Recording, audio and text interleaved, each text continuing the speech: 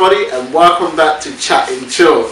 As you can see on my couch today, on my left, or on your PC's right, as a lot of you like to tell me all the time, but right, you can see I have a very, very beautiful guest to me.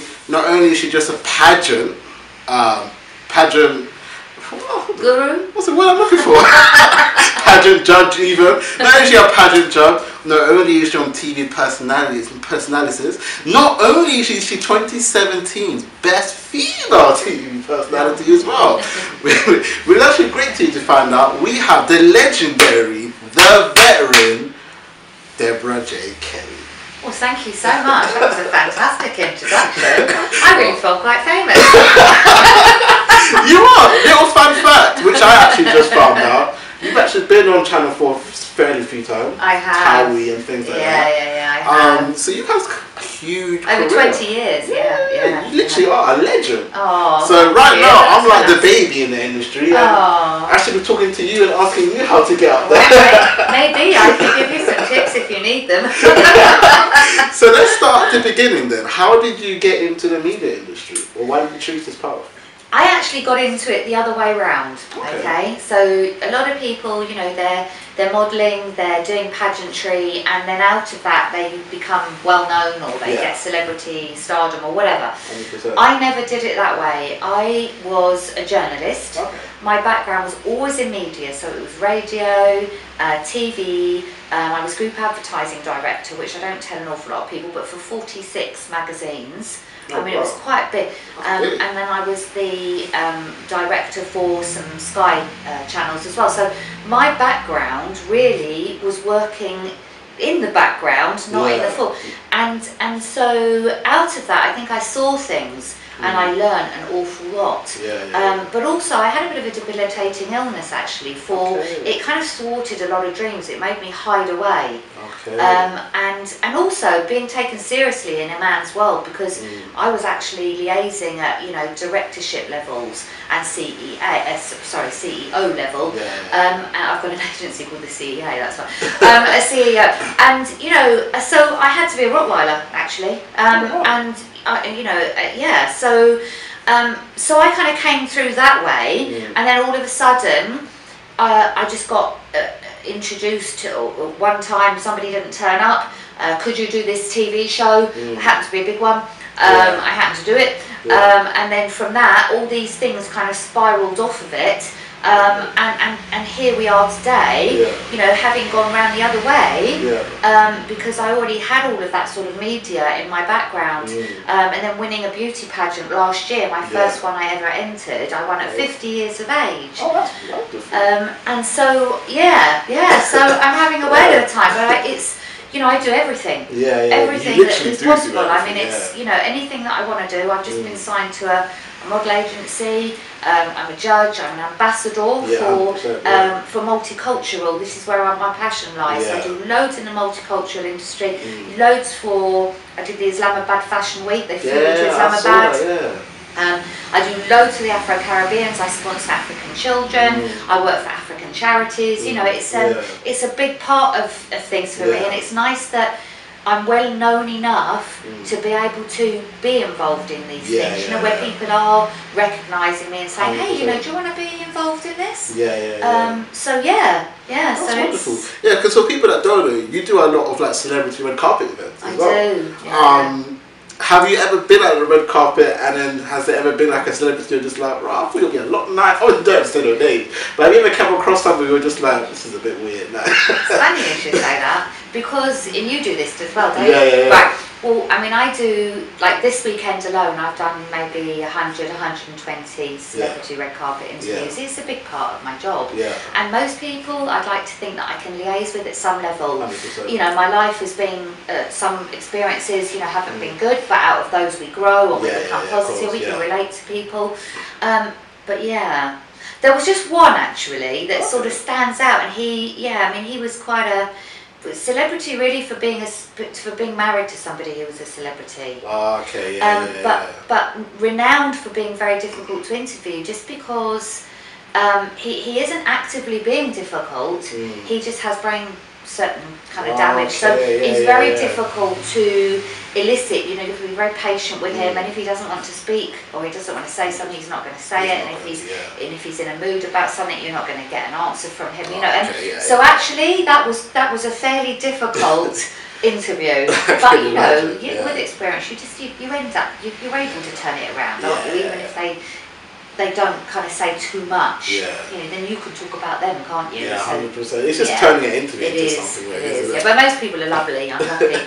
So, you're also an actress. I am, yeah. So what kind of inspired you to want to go into acting as well?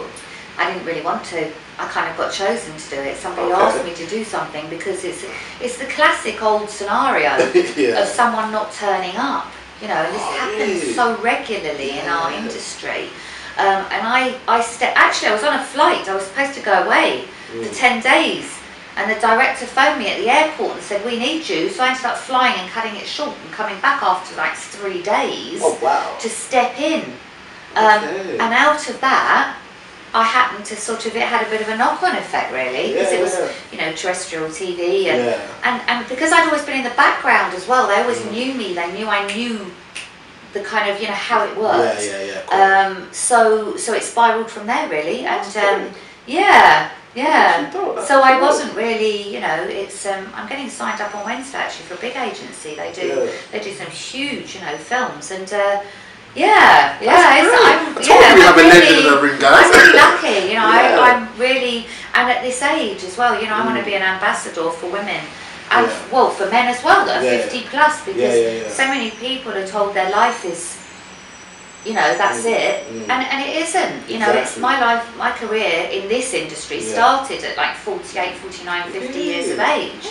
So yeah, it's good because you get a lot of people that reach a certain stage or age in their life, should I say, and they kind of think, well, that's it now, I can't do this, I can't do that. You're definitely one of the people within your age group that can sit there and go, look, we are 49, we are 50, but we can still keep going. And just don't give up on your dream. You never know when it's gonna stop. You know what I mean? Just keep going. I'm taking loads of 50 plus women and men onto the catwalk. I'm going to change things really. That's going to be really good. It's going to be excellent. Disability, we had a disabled, we did a disability fashion show. There's all the plus size fashion shows now, the advent of these, which 100%. Are greatly successful. So things are changing. Definitely. Talking of Channel 4. So how was that the Towie experience? How was that like? Do you know what, it's really weird that everybody always, you know, you have to be so careful in this industry what you do, because it will follow you around, okay? You know, we were talking about this, about making it in the industry, with never ever taking my clothes off, doing anything I didn't want to do, and you know, those sort of opportunities that can take you along the wrong way. I never did it, and I'm really proud of myself for never ever allowing myself to do that. But in the early days of Mark Wright, you know, Towie was this new, you know, newfound, incredible soap opera or whatever. Here's Essex and la-di-da. The funny thing is, I'm not even from Essex. I'm from Brighton. But you know, they approached me, and I did quite a few shows, and they approached me regularly. But life had moved on then. In fact, they still do now. But you know, I did that at that time, and then progressively things sort of spiraled from there. And I think, you know, the show changed to a certain extent. I don't want to get any like backlashes for this if people love Towie, obviously. But I think that I was involved at the time where I wanted to be involved. You know, it was right at the beginning, and you know, that's what it was all about. And everybody kind of made a name at that time. So that's wonderful. So we're going off we'll go into the next topics that we've got coming up. So hope you guys enjoyed the interview with Deborah Jay Kelly. You're going to get all her social medias, website, and all the information you need to know about her in the description below. And at the end, I'll get her to tell you that as well, so that if you don't want to go there, you can hear it on screen and you'll see it pop up somewhere. You know how life is. And we'll see you guys in a second.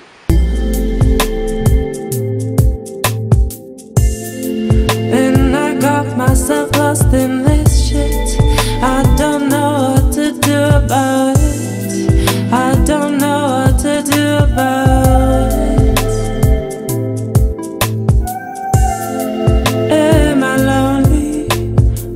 better than ever, than ever, better than ever, than ever.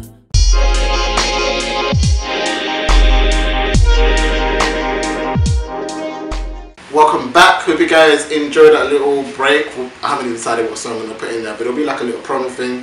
Just let me know in the comment section below what you enjoyed about that. But let's get into another topic with Deborah Jay Kelly. Now, if you haven't heard or if you haven't seen, there's been a lot of stories coming out about sexual harassment at work. Now, let me read you guys some statistics on that actually. Now, for every 10 person, at least 4 women, or 4 girls should I say, have experienced unwanted sexual behaviour at work. They actually did a survey as well, where 40% of women in a working household basically said that they have had some form of unwanted sexual behaviour at work, when it was 18% men. So basically, women are basically 3 times more likely to experience this than men anyways. Which is a very bad situation to be in the industry, because, you know, especially in the industry, because if you look at this industry, that's just a working environment where you can work as a waitress or anything like that. But people in the industry suffer through this all the time as well. It can be in any kind of industry, and it's crazy to think that, you know, you're sending, let's say you're a parent, you're sending your daughters or whatever to work, and you almost still have to have like a proper proper care and see where they're working. I mean, it's not like, yeah, you're going to work, great. I mean, things always happen in the workforce. So Deborah, I want to ask you is, what do you think the problem is with the industry, and why do you think this still is an issue today? Do you know what? I really think with the advent of social media and more communications, you know, mobile phones, this kind of thing, I think maybe it always existed. Yeah. Always. 100%. Yeah. Because my history, I've got quite a bit of history of, you know, with all sorts of abuse, and I think it was there. I just think that now we have more of a way of getting it out there. I might be wrong. I have no idea. But I've experienced, and an awful lot of my friends and colleagues have experienced like sexual, physical abuse. It's in the workplace, you know, sexual abuse in the workplace and whatever. And the thing is, it's quite commonplace. And I think that, you know, these are only statistics. 100%. And a lot of people will not want to say that they have experienced something because of their name, or because, you know, what the society will do. So they don't speak out. So actually, I think those statistics are probably higher than that. Probably a lot, definitely. I think even it's what's interesting, a lot of men will never talk about it. Right. Because of their kind of like manlyhood, and then, oh, I'm a man, so da-da-da-da. Right. So even when I look at the men statistics, I'm probably sitting there going, it's probably definitely double that, but they're not going to be like, I got to stop. You know, it's not really something that men like to talk about. For someone who is in the media industry, we've all heard about the whole Harvey Weinstein situation and various other big celebrities now. I was actually doing Top of the Pops with Jimmy Savile. Really? Yeah. Oh, yeah. I mean, we were naive. You know, we had no idea at the time that anything like this would happen, and I can see how, you know, this kind of spiraled with these really innocent young girls. I was like 14, 15 years old when I was going on Top of the Pops. Oh, wow, that's crazy. So, yeah, you know, more expose now. I think people are really coming out and exposing these things now. Because I look at social media, right, and you get all of these, like, you get girls posting a lot of like provocative like pictures and stuff like that. Do you think that plays a role, especially when they are looking to employ people? Because, you know, all you got to do literally is type in their name, and you can just find out who the girls are, and then you can automatically already have fantasized about potentially sleeping with this person. And then when you do hire her, or he, happens to boys as well, he or she, when you do hire them, it's almost like you're telling them, well, if you want to progress, you know, you got to do certain actions and blah blah blah. Do you feel like that happens a lot in the industry still today? Yeah, I mean, do you know what? You've just addressed so many issues there. I wouldn't even know where to start. I mean, you know, first and foremost, I worked in a male industry. I wore a business suit. Business suit. I was talking about this morning. A tie. You know, I didn't look like this. I had short hair. It was tied back. You know, I was a bit of a Rottweiler, and I still got abuse. And I still had to work very, very hard to get recognised by certain individuals within the company who were male. I mean, we're talking multinational publishing organisations. I was also telling you earlier that, you know, in my early days, I got offered to do some of the top shelf magazines. I got offered to do the sport when it first got launched, because I was working for magazines where there were other magazines being published by this company that were adult based. So of course, oh, you know, do you want to do it?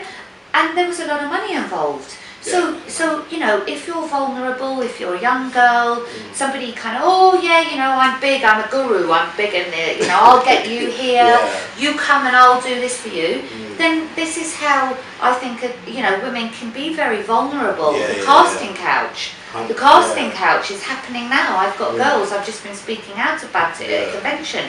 I've got girls who have gone to a casting couch and been asked for, you know, and this apparently is commonplace for some of these casting couch agents. So, you know, it does go on, but yes, I mean, this is a whole kind of difficulty about where do you draw the line? You know, do you dress, I mean, I love dressing up, absolutely love it. I have to say though, I probably dress for other women, because if I see a beautiful woman, I want to know where she got her shoes from, or where she got her jacket from. I mean, I love women that look fabulous, and I don't see why they shouldn't. I don't dress because I think, okay, I want to be provocative in this way, you know. So I think, you know, we should be able to dress how we want to dress, okay.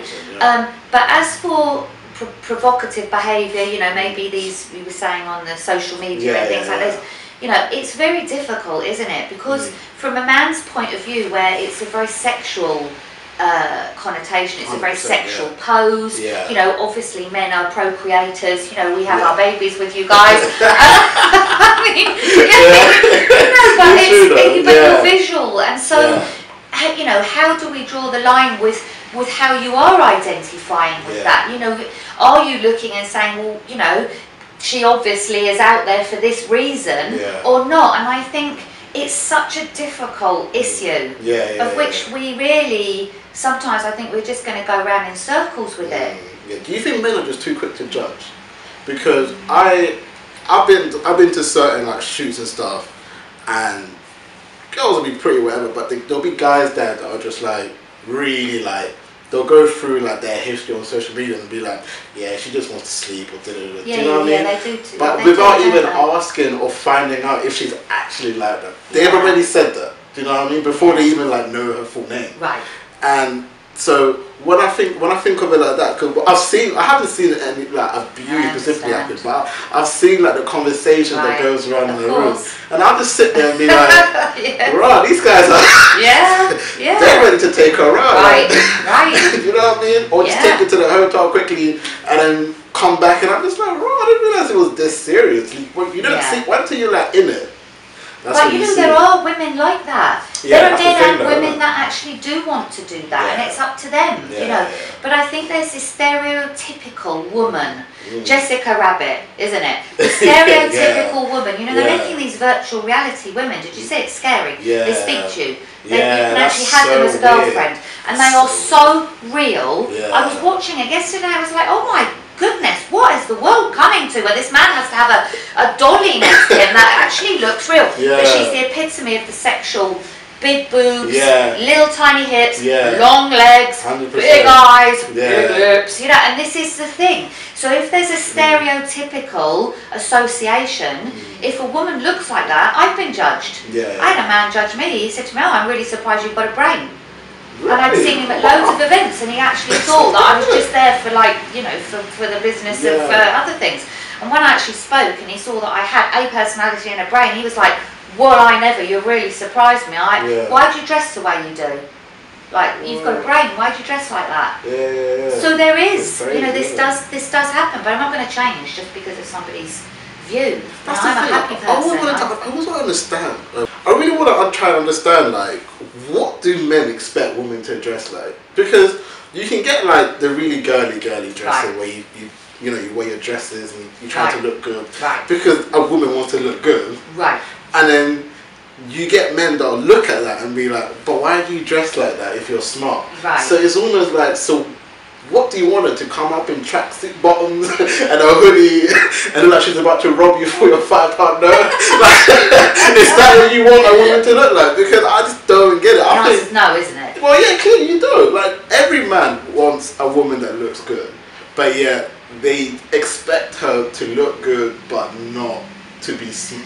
Too overtly. Yeah. I think maybe that, you know, men, they like to have a look, Yeah. right? So do women if it's a nice man. You know, they say 100%, window yeah. shopping, right? Yeah, So, you know, 100%. you like to have a little bit of a look. And I think, you know, if there's a woman there and she's got, you know, short dress on, whatever, Yeah. she's very attractive, I don't think you could stop a man from having a little look, Yeah, right? of course. You know, it's biological. Yeah. But I think when he has a relationship with somebody, Yeah. I don't think he particularly wants his woman to be dressed like that, because he does understand the concept of the fact that other men are going to be looking at her. Yeah. I don't know, I'm not a man. You know, I don't come from that kind of, but I think, you know, the minute you have boobs, I think that, you know, a man is drawn to them because, you know, he was his mama, wasn't it? You know, his mama. It's like mama.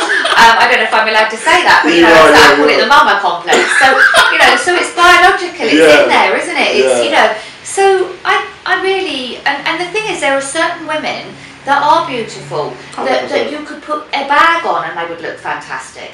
There are other women that you could put 5 women in a room, which we've done before, with the same dress, and a man will view maybe 1 or 2 of those women in a totally different way to the others. The industry is crazy, man. What I'd say to people that are watching this is, when you are in a working environment, whether that's, you know, retail to modeling to filming, well, any industry that you're in, I think it's best to be careful. I always tell people, if you're going to go to like shoots and stuff, bring a friend with you. Right. I think it's best that you don't go alone. Do your research. Do your research, find out who the person is, find out everything you need to find out. But I think there's too many times where I meet a lot of girls that want to go into like modeling and stuff like that. I mean, they're good enough for it. They're like 6'2", and I'd be like, yeah, do your thing. But they'll get picked up by these random people off the street that potentially don't even have a real actual business, and then they'll go and they'll come back. Take them down a back street. Yeah, take them down a back street, and whatever goes down goes down. It's really unfortunate that things like this actually happens. And I mean, I see you as type of like a voice for women as well. So I think definitely. I love women. I mean, I really am a spokesperson for, you know, for women, and for more mature women as well. Women who've survived, women who've spent like most of their growing up life bringing up children, and now they're looking at themselves and going, what shall I do now? You know, because they spent their whole time caring about their children, and now all of a sudden they want to have a little bit back for themselves. So I'm a real woman's woman, you know. I mean, I want to get in there and I want to encourage them, you know, to fulfill their dreams. That's beautiful to see. So, ladies, man, if you want to talk to Deborah about this sort of stuff, again, I'm going to give you all of the deals later. But listen, Deborah's the one for you. Do slide in the DMs. If you've got some events coming up as well, you want some presenting role, I'm sure Deborah's more than happy to discuss it with you guys as well. So any companies, whatever, that do watch this, do hit her up. She does a lot of presenting. I'm sure you'll give her a great deal. I'm hoping a good deal. I don't want to hear no rip-offs around here, mate. Don't want to hear that. Sharif, your guy that can drop a pound. Listen, man. Get your checkbooks ready. Give her a great deal. But we'll go into the next topic after this, and then, yeah, I hope you guys enjoyed this little topic as well.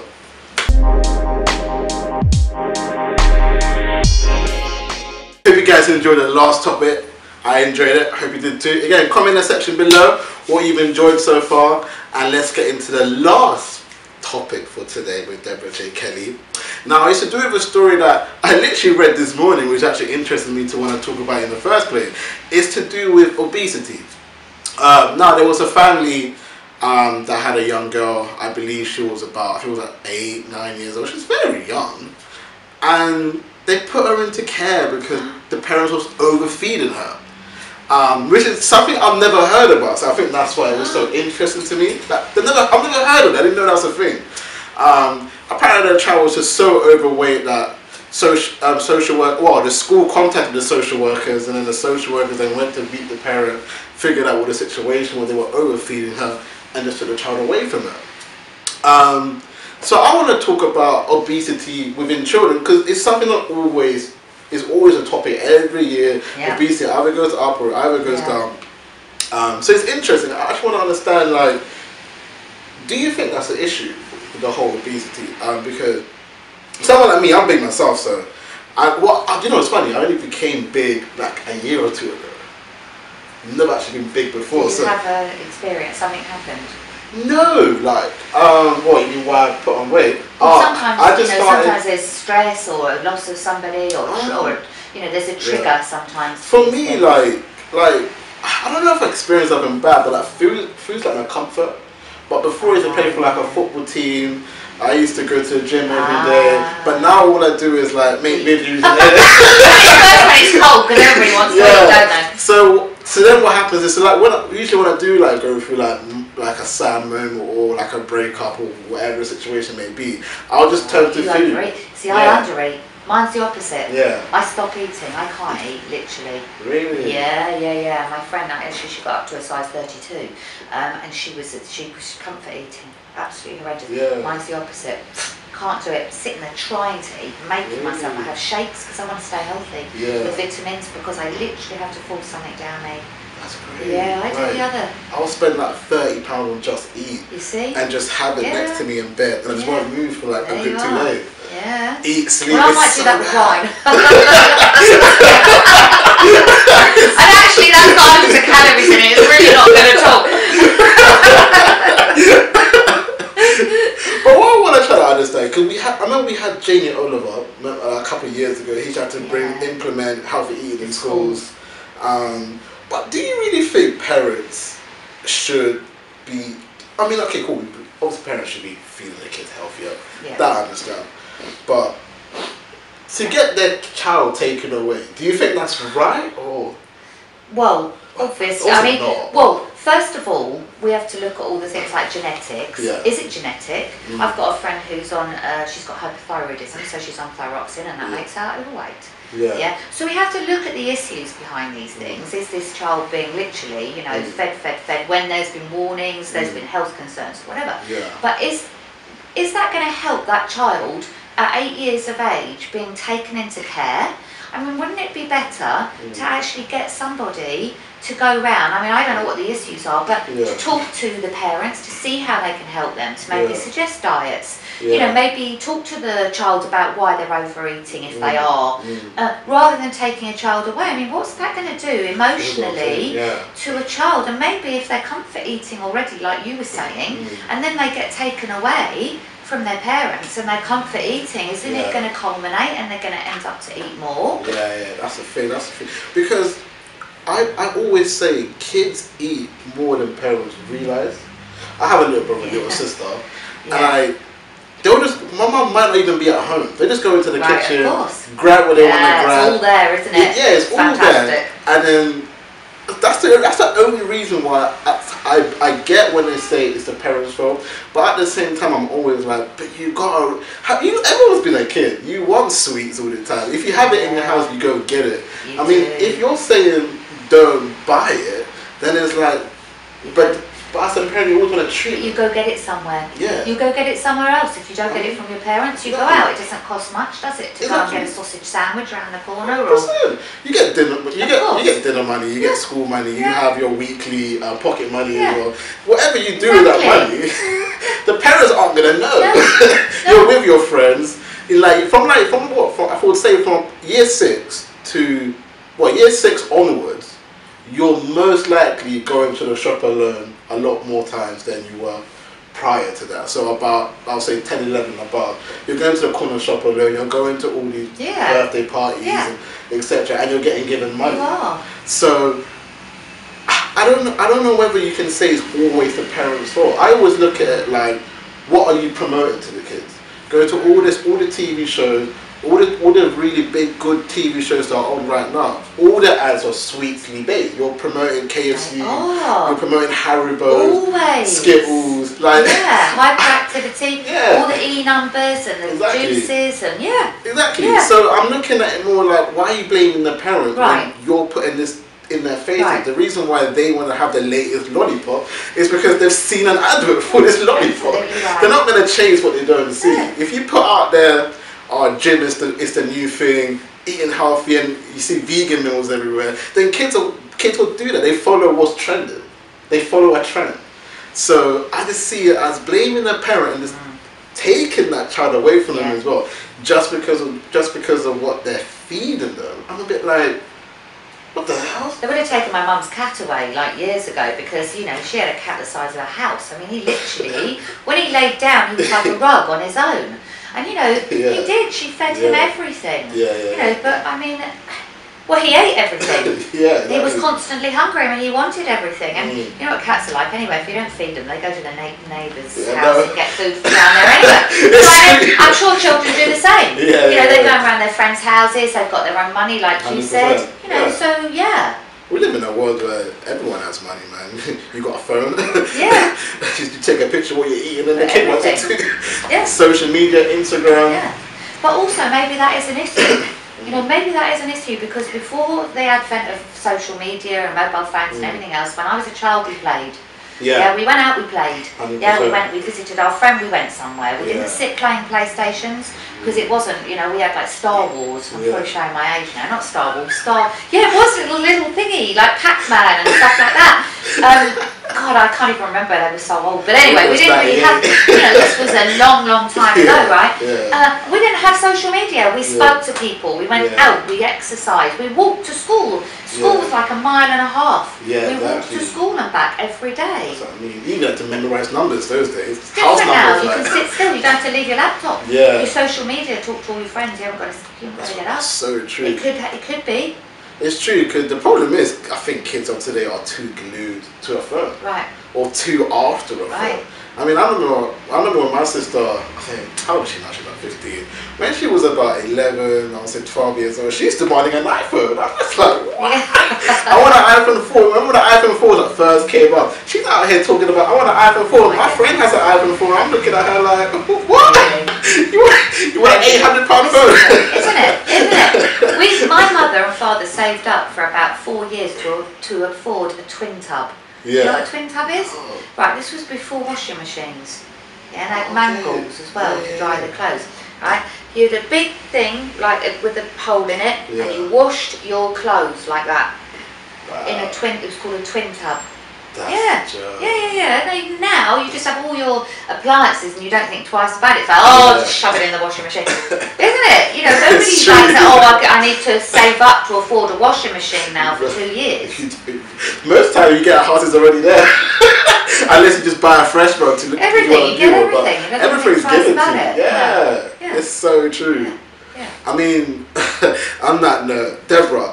Yes. If anybody wants to find you and get to know you, where can they find you?